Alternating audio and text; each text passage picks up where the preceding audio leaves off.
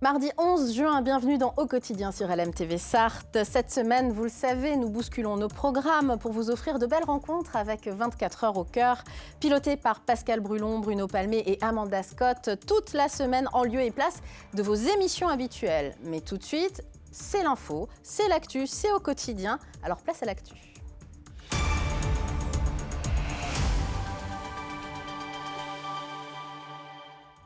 Bienvenue dans cette édition du mardi 11 juin que je présente en solo toute la semaine pour laisser le soin à nos équipes de couvrir les événements autour du circuit des 24 heures du Mans.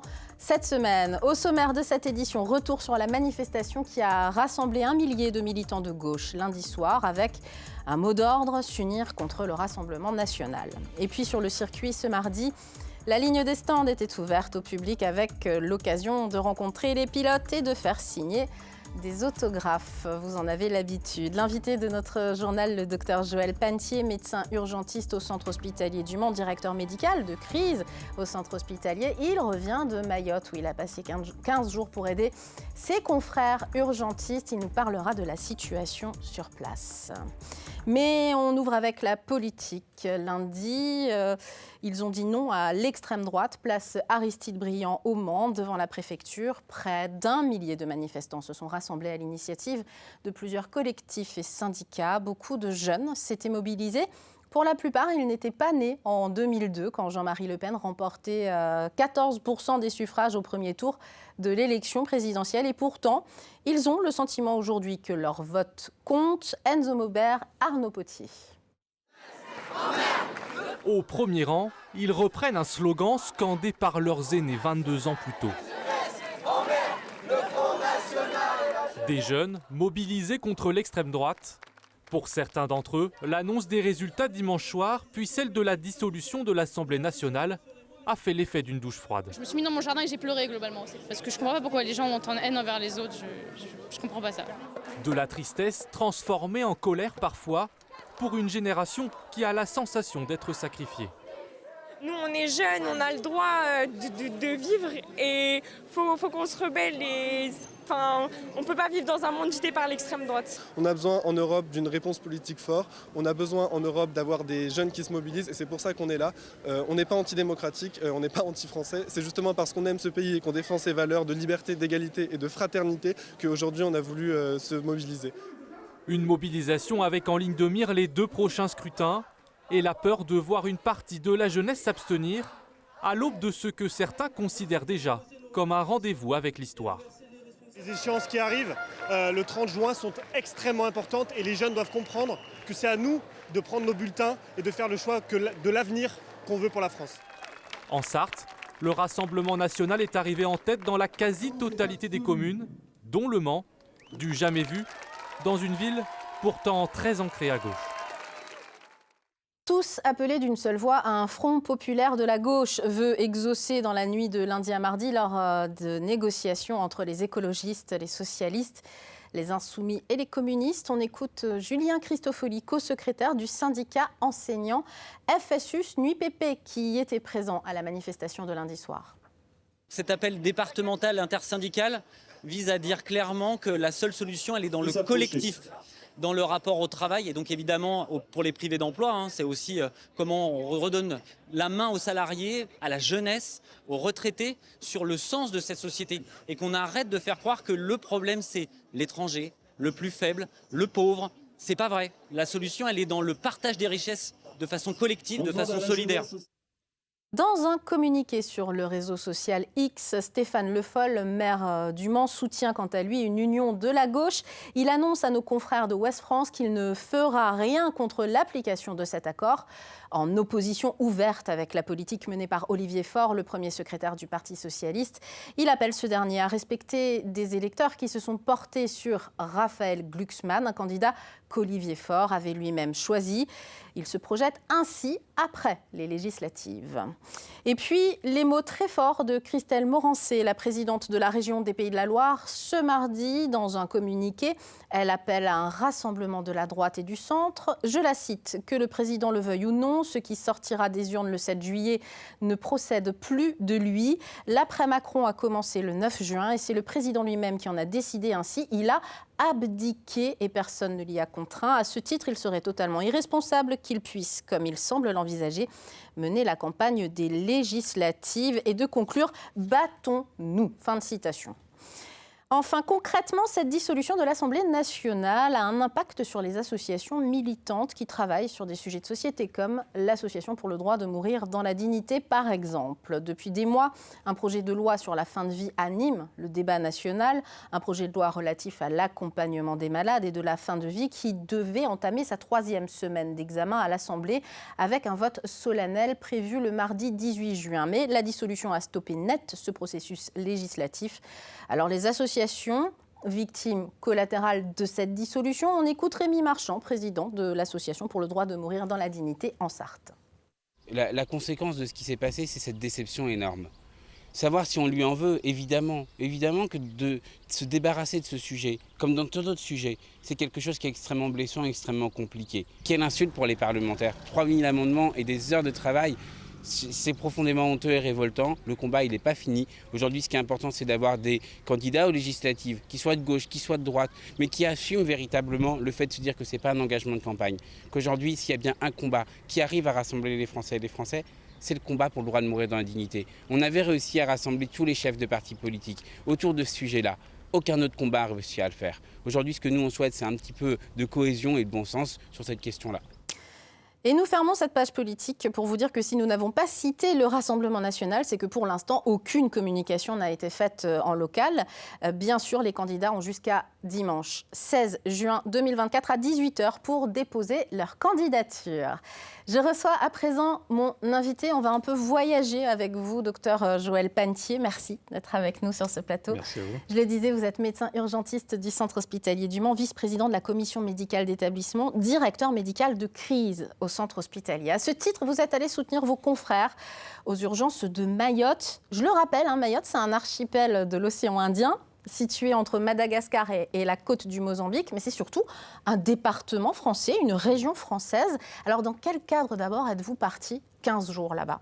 Donc, je suis parti là-bas dans le cadre de la réserve sanitaire, qui est donc une entité de Santé publique France, donc une agence d'État. Cette réserve sanitaire est composée de plus de 3000 professionnels de santé, issus de tous les établissements et même du monde libéral français. C'est des volontaires qui s'engagent pour des missions, souvent de courte durée, puisqu'il faut pouvoir quand même se libérer de ses activités. Mais le principe de cette réserve, c'est un investissement volontaire de professionnels qui ont l'habitude aussi de faire ce genre de mission. Je tiens aussi à remercier ceux qui ne partent pas, puisque pour pouvoir partir, il faut que les collègues puissent assurer le travail derrière. Et c'est la base finalement de l'organisation de la réserve sanitaire. Qu'avez-vous vu là-bas à Mayotte, aux urgences de Mayotte, tout simplement ? On voit dans la presse en général que la situation est compliquée en ce moment. C'est le mot, rien de le dire. Oui, c'est rien de le dire. La situation est vraiment critique sur cette île de Mayotte qui est critique depuis longtemps. Mais on a aujourd'hui une épidémie de choléra sur place qui est venue vraiment complexifier cette situation qui, de base, était difficile. Il manque de professionnels de santé, il manque d'infirmiers, il manque de médecins, il manque de toute nature de professionnels. Et donc, la réserve sanitaire, là, on est parti avec 30 personnes, infirmiers, médecins, techniciens de labo, pour renforcer 2 éléments. L'hôpital de Mamoudzou, sur lequel on a dû monter une unité de tri choléra et l'unité d'hospitalisation de patients choléra.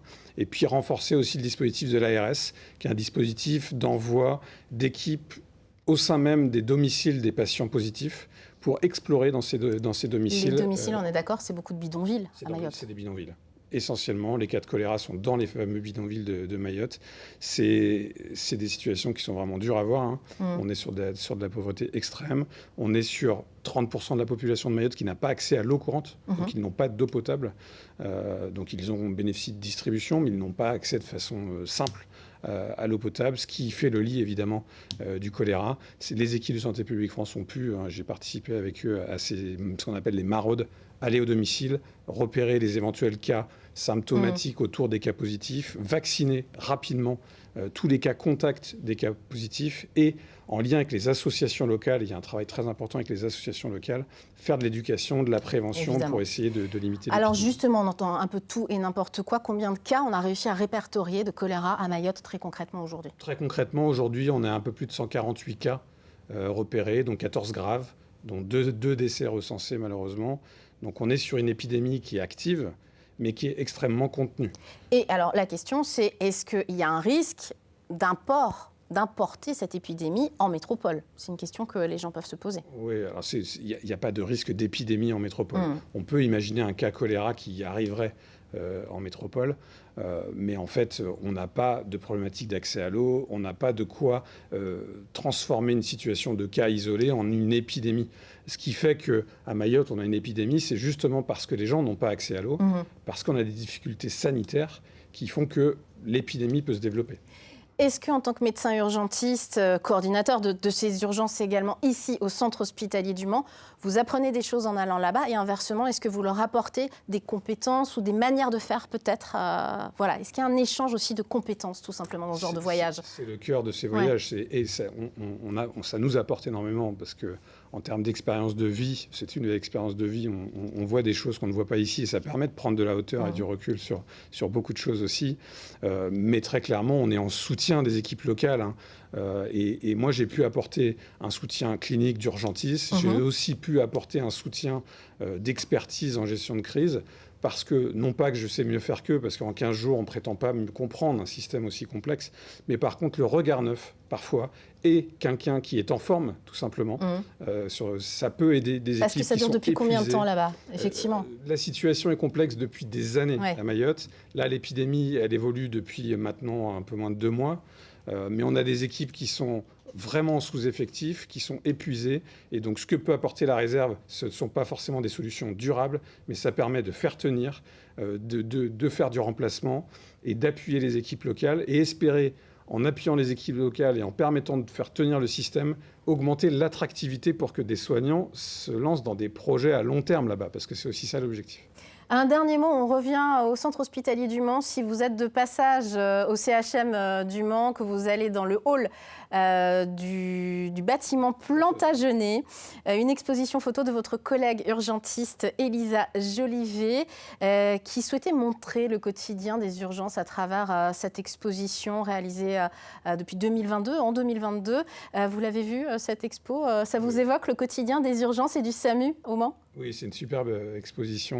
On voit les collègues en photo, en plein travail, mais avec une vision d'artiste. Parce qu'Elina elle est non seulement médecin urgentiste, mais aussi une belle artiste et elle fait des photos qui méritent d'être vues. Vous pouvez voir cette exposition jusqu'à fin juin. Je cite Elina Jolivet, on peut le lire à l'exposition. Voilà, si tout ça tient encore debout, c'est grâce à la cohésion de toute une équipe dont le but commun est de sauver des vies. J'imagine que vous souscrivez totalement à ces propos, docteur Pantier. Merci d'être venu sur notre plateau. En bref, le campus des métiers Sainte-Catherine est dans la tourmente. D'après nos confrères du Maine Libre, le directeur du campus licencié mi-mai a puisé sur le compte de l'établissement près de 10 000 € à des fins personnelles, sommes qui ont depuis été remboursées, raison pour laquelle l'établissement et son organisme de gestion n'a pas porté plainte. Un article à retrouver dans le Maine Libre de ce mardi 11 juin. Allez, on passe à un sujet un peu plus léger puisque les passionnés de tous horizons se retrouvent à partir d'aujourd'hui sur le circuit des 24 heures du Mans. Et ce mardi, il s'agissait d'une tradition très attendue par les fans. Vous le savez, l'ouverture de la ligne des stands et la signature de dédicaces des pilotes des écuries présentes. Un reportage réalisé par Enzo Maubert. Est-ce que vous pouvez signer ma casquette, s'il vous plaît ? Dans les stands, il y a ceux qui viennent avec leur casquette, leur poster ou leur t-shirt. Mais parfois, certains fans sont plus originaux. Vous faites signer quoi là? C'est quoi ça? C'est un couvert moteur. Et vous faites toujours signer ça? Pourquoi pas? Alors c'est un bon souvenir, n'est-ce pas? Et vous allez en faire quoi? Je vais le mettre au mur. Repartir avec le souvenir. Tous ici attendent avec impatience d'approcher au plus près leur pilote favori. Plutôt Mick Schumacher, ouais. Pour ses premières 24 heures, le pilote alpine attire la foule, tout comme Sébastien Bourdet chez Cadillac ou Jean-Éric Vergne de l'écurie Peugeot. C'est toujours un moment spécial, c'est une fois dans l'année, Le Mans, c'est la plus grande séance d'autographe qu'on ait aussi de l'année. 1 heure, c'est vraiment long, d'habitude c'est une demi-heure. Donc voilà, ça laisse le temps aux fans de pouvoir voir toutes les équipes, tous les pilotes. On est quand même à près 180 pilotes, donc ça fait beaucoup d'autographes à demander de la part de tout le monde. Et quand certains n'ont plus approuvé leur célébrité, d'autres tentent de se faire connaître. Ce designer en profite pour présenter ses casques personnalisés aux différentes équipes. Un pur moment de bonheur. Ouais, je suis comme un gamin parce que là il y a des trucs extraordinaires, c'est génial quoi, j'adore. Si pour beaucoup, 1 heure c'est bien trop peu pour espérer glaner le maximum d'autographes, les plus chanceux parviendront peut-être à compléter leur collection vendredi, lors de la traditionnelle parade des pilotes en centre-ville. Beaucoup de sourires dans l'allée des stands cet après-midi. On termine ce journal avec cette image d'un autre événement populaire, le Pit Stop Challenge, qui avait lieu de 15h15 à 16h30 ce mardi. Un événement festif plus que sportif, même si en 3 ans d'existence, l'exercice commence à susciter l'intérêt du public. Il s'agit pour les staffs techniques des équipages d'assurer les opérations à faire lors de l'arrêt au stand, comme changer les pneus des véhicules en un minimum de temps. Cette année, c'est l'équipe de Ferrari, celle de la Ferrari 51, victorieuse de l'édition du centenaire, qui a gagné ce challenge. L'année dernière, c'était Peugeot. Voilà, c'est la fin de ce journal. Justement, restez avec nous car dans la suite, nous vous proposons une séquence spéciale circuit réalisée par les reporters de la rédaction. Le sujet abordé ce soir, l'innovation aux 24 heures du Mans et le souci de décarbonation des véhicules. On est en plein dans l'actu. À tout de suite après une page de pub et la météo.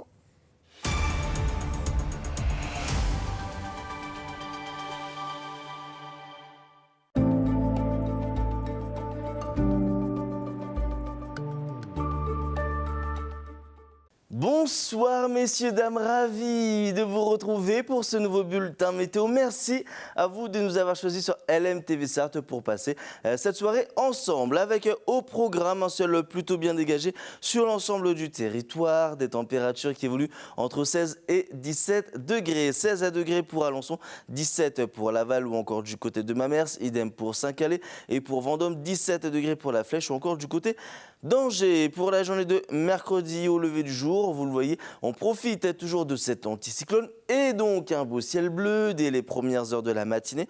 Parfait, si vous avez prévu des activités en extérieur. Côté température, celle-ci évolue au petit matin entre 6 et 9 degrés. 6 degrés du côté d'Alençon, 7 degrés à Mamers ou encore pour Siluguium, 8 degrés au Mans pour La Flèche ou encore du côté de Sablé-sur-Sarthe et pour Tours, 9 degrés à Vendôme, pour Blois ou encore du côté d'Angers. Pour la suite de votre journée, toujours ce ciel plutôt variable avec une alternance d'éclaircies, de passages nuageux.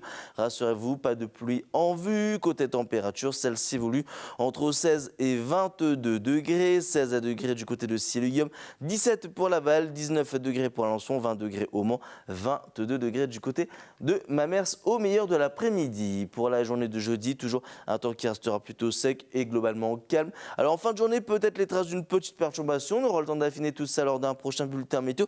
Cette perturbation, elle devrait s'installer pour la journée de vendredi avec de nombreux nuages et quelques averses. Côté température, celle-ci évolue entre 18 et 23 degrés. En ce mercredi 12 juin, on continue de gagner quelques minutes de soleil. Passez les amis une très bonne soirée.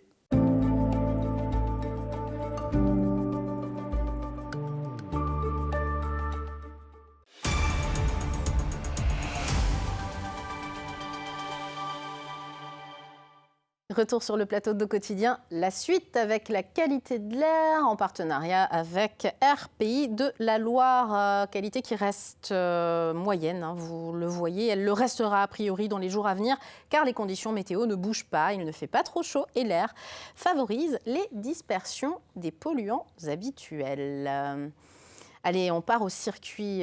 Durant les 3 prochains jours, nos journalistes vont mettre la lumière sur ce qui se passe autour des paddocks sur le circuit des 24 heures du Mans, avec ce mardi un focus sur les innovations technologiques qui ont toujours fait partie de la course. Vous le savez, on lui doit par exemple les essuie-glaces ou les phares anti-brouillard à cette course. Mais aujourd'hui, les constructeurs et l'organisateur des 24 heures du Mans, l'ACO, s'intéressent à l'innovation pour réduire l'empreinte carbone des véhicules. Alors comment construire des voitures performantes et moins polluantes? Direction le circuit avec Alexandre Ferrer et Anthony Piton. Bonjour, nous sommes sur le circuit des 24 heures du Mans. Alors comme vous pouvez le voir autour de nous, l'ambiance est déjà présente. 2024, année de défis pour penser l'avenir de l'automobile, du sport automobile.